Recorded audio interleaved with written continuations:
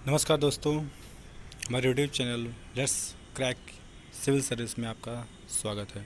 हम आपके लिए लाए हैं आगामी परीक्षा के ध्यान में रखते हुए एक सैम्पल टेस्ट सीरीज, ये जो कि हिस्ट्री का है। आप इसे सॉल्व करिए और अपने पढ़ाई का को देखिए कहाँ तक पहुँची है। आपने जो पढ़ाई किया है आगामी परीक्षाओं को ध्यान में रखते हुए वह कितनी हुई है और कहाँ तक पहुँची है।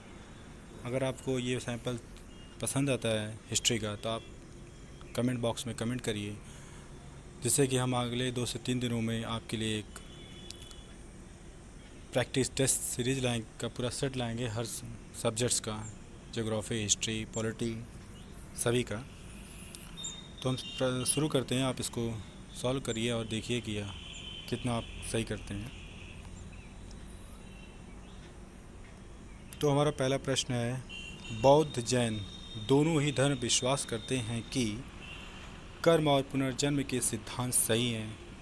मृत्यु के पश्चात ही मोक्ष संभव है। स्त्री और पुरुष दोनों ही मोक्ष प्राप्त कर सकते हैं या जीवन के मध्यम मार्ग सर्वश्रेष्ठ है। तो आपको बताना है कि बौद्ध और जैन धर्म दोनों में क्या ऐसा सिद्धांत है जो दोनों विश्वास करते हैं या दोनों में वो चीज़ें कॉमन हैं। तो इसका सही आंसर होगा कर्म और पुनर्जन्म के सिद्धांत। मतलब कि बौद्ध और जैन दोनों ही धर्म कर्म और पुनर्जन्म के सिद्धांत में विश्वास करते हैं। अब हम अपने अगले प्रश्न की तरफ बढ़ते हैं। हमारा अगला प्रश्न है, निम्नलिखित में किसका सुमेल नहीं है, मतलब कि किसका सुमेल सही नहीं है। पहला ऑप्शन है आपका आलमगीरपुर उत्तर प्रदेश, दूसरा लोथल गुजरात, तीसरा है कालीबंगा हरियाणा या पंजाब रोपड़। आपको बताना है कि किसका मिलान सही नहीं किया गया है। तो इसमें आपका सही ऑप्शन होगा कालीबंगा हरियाणा। कालीबंगा हरियाणा में नहीं स्थित है, बाकी तीनों ऑप्शन सही हैं। इसका सही आंसर होगा ऑप्शन 3। तो हम अपने अगले प्रश्न की तरफ बढ़ते हैं।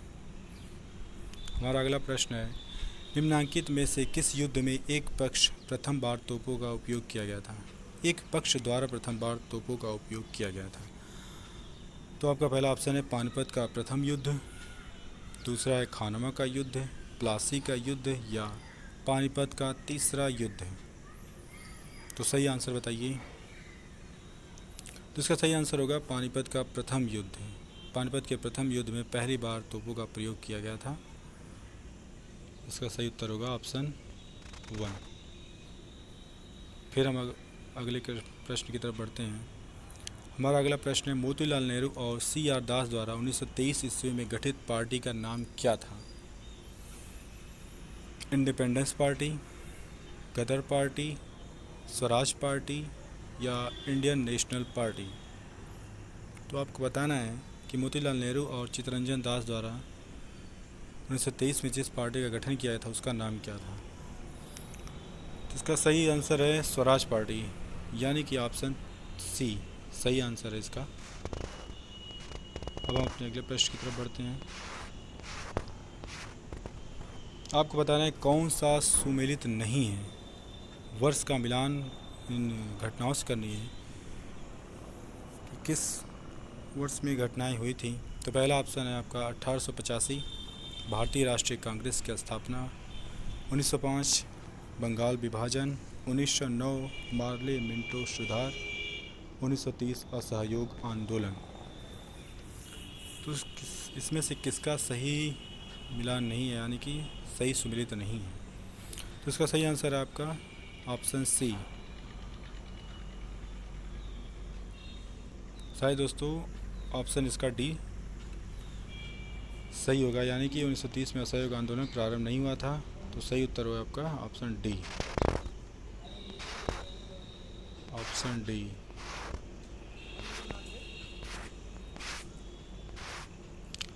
नेक्स्ट क्वेश्चन है, निम्न जोड़ों में कौन सुमेलित नहीं है। एलोरा गुफाएं राष्ट्रकूट, मीनाक्षी मंदिर पांड्य, खजुराहो मंदिर चंदेरी या महाबलीपुरम सक। तो बताना है कौन सा ऑप्शन सही नहीं है, किसका सही सुमेलित नहीं किया गया है। तो इसका सही उत्तर है महाबलीपुरम सक। मतलब कि महाबलीपुरम का निर्माण शकों ने नहीं करवाया था, और बाकी दिए गए ऑप्शन सही हैं।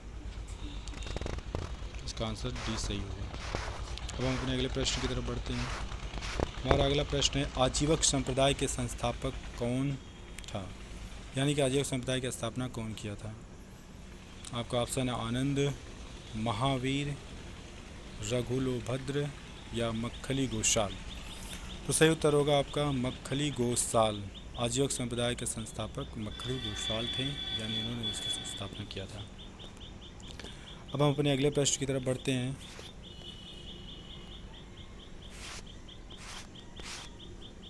सर्व कर लगाया जाता था। सर्व नामक कर किस पर लगाया जाता था? व्यापार पर, सिंचाई पर, गैर मुसलमानों पर या उद्योगों पर। तो सही उत्तर आपको बताना है। तो इसका सही उत्तर होगा सिंचाई पर। सर्व नामक कर सिंचाई पर लगाया जाता था। तो इसका सही उत्तर होगा ऑप्शन बी। बी इसका सही आंसर है। तो हम अपने अगले प्रश्न की तरफ बढ़ते हैं।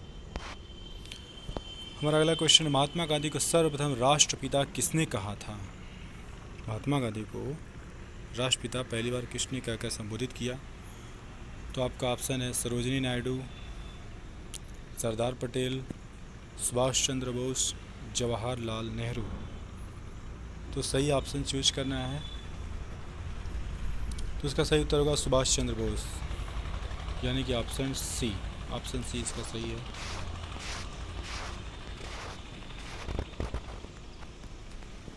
अगला प्रश्न है 1909 में इंडियन काउंसिल एक्ट में किस बात की व्यवस्था की गई थी? 1909 में जो इंडियन काउंसिल एक्ट आया था तो उसमें किस बात का प्रावधान किया गया था? तो आपके ऑप्शंस हैं द्वैत शासन प्रणाली, संघीय व्यवस्था, सांप्रदायिक प्रतिनिधित्व या प्रांतीय स्वायत्तता। तो इसका सही आंसर होगा सांप्रदायिक प्रतिनिधित्व, यानी कि 1909 के इंडियन काउंसिल एक्ट में सांप्रदायिक प्रतिनिधित्व का बात रखी गई थी, इसका प्रावधान किया गया था। तो इसका सही उत्तर होगा ऑप्शन सी। वो हम अपने अगले प्रश्न की तरफ बढ़ते हैं। हमारा अगला प्रश्न है जवाबित किससे संबंधित था? जवाबित का संबंध किससे है?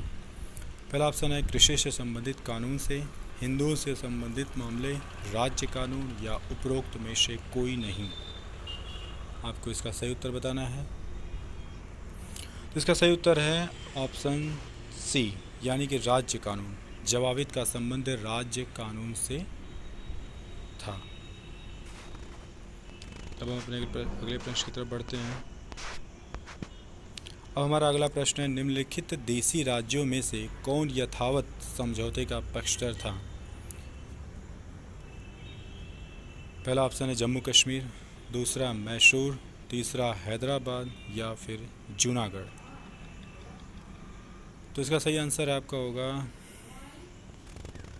ऑप्शन सी, यानी कि हैदराबाद। हैदराबाद देशी राज्य था, रियासत थी, जो कि यथावत समझौते का पक्षधर था। अब अपने अगले प्रश्न की तरफ बढ़ते हैं। हमारा अगला प्रश्न है निम्न में से कौन सा सुमेलित नहीं है? 1867 प्रार्थना समाज, 1875 आर्य समाज, 1828 ब्रह्म समाज या 1892 रामकृष्ण मिशन। तो कौन सी ऐसी संस्था है जिसका गठन वर्ष सही नहीं दिया गया है? तो आपका सही आंसर होगा ऑप्शन डी, यानी कि रामकृष्ण मिशन की स्थापना 1892 में नहीं किया गया था। बाकी तीनों ऑप्शन सही हैं। अब हम अपने अगले प्रश्न की तरफ बढ़ते हैं। हमारा अगला प्रश्न है कि मानव द्वारा सर्वप्रथम प्रयुक्त अनाज कौन सा था? मानव ने सर्वप्रथम किस अनाज का प्रयोग किया था? आपको बताना है। आपके ऑप्शंस हैं गेहूँ, जौ, बाजरा या फिर चावल। तो सही आंसर आपका होगा जौ, यानी कि मानव द्वारा सर्वप्रथम जिस अनाज का प्रयोग किया गया था वह था जौ। आपका ऑप्शन बी सही होगा इसका। अब हम अपने अगले प्रश्न की तरफ बढ़ते हैं। निम्नलिखित में से कौन सा प्रस्थान त्रयी में सम्मिलित नहीं है? भागवत, ब्रह्मसूत्र, भगवत गीता या फिर उपनिषद। तो इसका सही आंसर होगा भागवत। भागवत जो है कि वह प्रस्थान त्रयी में सम्मिलित नहीं है। ऑप्शन ए सही होगा इसका।